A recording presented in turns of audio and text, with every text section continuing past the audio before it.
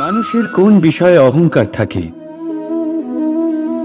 সময়, ক্ষমতা, শরীর আর সম্পত্তি।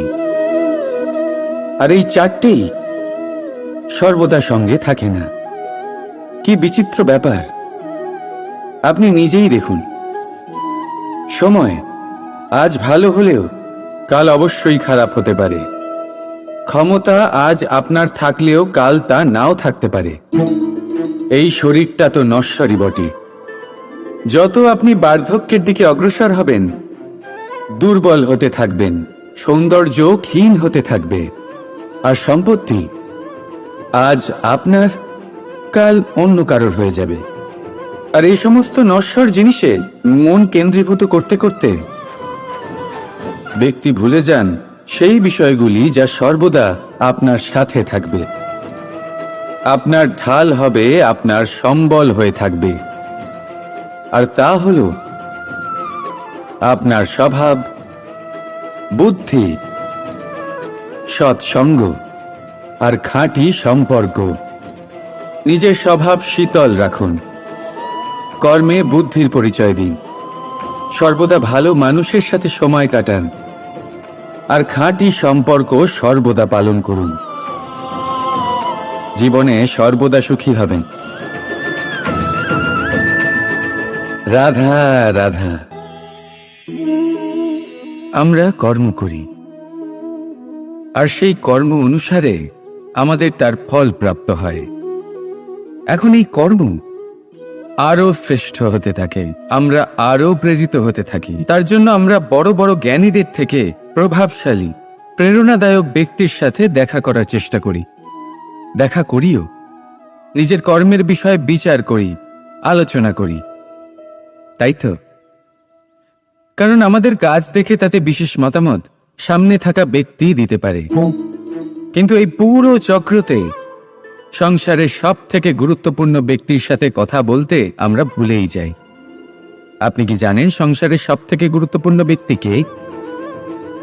স্বয়ং আপনি। হ্যাঁ, আপনি সে।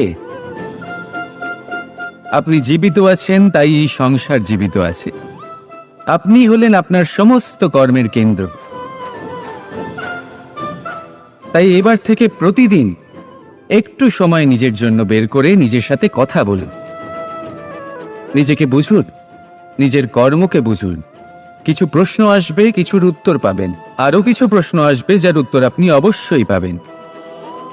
কিন্তু এটা করবেন অবশ্যই, নয়তো আপনি এই সংসারের সব থেকে গুরুত্বপূর্ণ ব্যক্তির সাথে দেখা করার সুযোগই হারিয়ে ফেলবেন। এবার বলুন, আপনি কি এরকম চাইবেন? রাধা রাধা। প্রেম, ঘৃণা, এই দুই হলো একই শব্দ। কিভাবে? দেখুন না, দুটোতেই আড়াই অক্ষর রয়েছে। দুটোই হলো সেই অনুভূতি যা আমাদের মনের সাথে জড়িত। আর এই দুই অনুভূতির সাথেই জড়িত মানুষ আমাদের জন্য গুরুত্বপূর্ণ। পার্থক্য শুধু এটাই যে প্রেম পায় সম্মান আর ঘৃণাকে করা হয় অবজ্ঞা। এরকম কেন? কারণ প্রেম হলো সেই অনুভূতি যেখানে মানুষ সব কিছু দিয়ে দিতে চায়, সব কিছু লুটিয়ে দিতে চায়। সেখানে ঘৃণা হলো এমন অনুভূতি যেখানে মানুষ সব কিছু কেড়ে নিতে চায়, সব কিছু জিতে নিতে চায়। তাও প্রেমের অনুভূতি কখনো আপনাকে হারতে দেয় না, আর ঘৃণার অনুভূতি কখনো আপনাকে জিততে দেয় না। এবার কি করবেন আপনি? একটাই জীবন। ঘৃণার সাথে বাঁচবেন নাকি প্রেমের সাথে? আমি তো প্রেমকেই চয়ন করব। রাধা রাধা। পাওয়া এবং হারিয়ে ফেলা, এই দুই হলো জীবনের অভিন্ন অঙ্গ। আমরা যেমন কিছু পেয়ে থাকি, তেমন কিছু হারিয়েও থাকি। কিছু স্বপ্ন সার্থক হয়, আবার কিছু লক্ষ্য অপূর্ণই থেকে যায়। জীবনে এটা হয়েই থাকে, প্রত্যেকের জীবনেই এটা হয়ে থাকে। কিন্তু কারোর সাথে দেখা হলে আমরা কি ধরনের কথা বলি? আমরা সেই কথাই বলি যা আমরা হারিয়েছি। নিজেও দুঃখ পাই, আবার সামনের মানুষটাকেও দুঃখ দিই। তার থেকে অন্যরকম কিছু করার চেষ্টা করুন। ধনাত্মক চিন্তা করার চেষ্টা করুন। মন সেদিকেই দিন। স্মরণ শুধুমাত্র তাকেই করুন, গুরুত্ব তাকেই দিন যিনি আপনার কাছে রয়েছেন। যিনি আপনার কাছে নেই তার আশায় কষ্ট কেন পাচ্ছেন আপনি? সেগুলিকেই প্রাধান্য দিন যা আজ এখন বর্তমানে আপনার কাছে রয়েছে। যেমন আমি কংস মামাকে স্মরণ করি না যিনি আমার ছেলেবেলা নষ্ট করে দিয়েছেন। আমি স্মরণ করি আমার যশোদা মাকে, আমার বলরাম দাদাকে, আমার রাধাকে, যারা আমার জীবনকে ভরিয়ে তুলেছেন। আপনিও ঠিক এটাই করুন আর আমার সাথে ভালোবেসে বলুন, রাধা রাধা। কথায় বলা হয় জীবনে ভালোবাসাই হলো সুখের মূল। এটা সত্য। এবার প্রশ্ন হলো এটাই যে এই ভালোবাসা কার সাথে করা উচিত? যদি আপনি কিছুক্ষণের জন্য সুখ পেতে চান তাহলে ভালোবাসুন নিজের রুচি মতো। যদি আপনি কিছুদিনের জন্য সুখ পেতে চান ভালোবাসুন নিজের বন্ধুদের। যদি আপনি কয়েক মাসের জন্য, কয়েক বছর বা অনেক বছরের জন্য সুখী হতে চান তাহলে ভালোবাসুন নিজের পরিবারকে, মাতা পিতা, নিজের সন্তান, স্বামী স্ত্রী, নিজের আত্মীয়দের।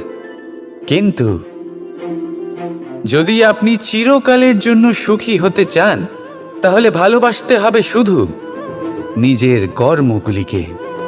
কারণ সম্পর্ক যেমনই হোক না কেন কখনো না কখনো ভেঙে যাবেই।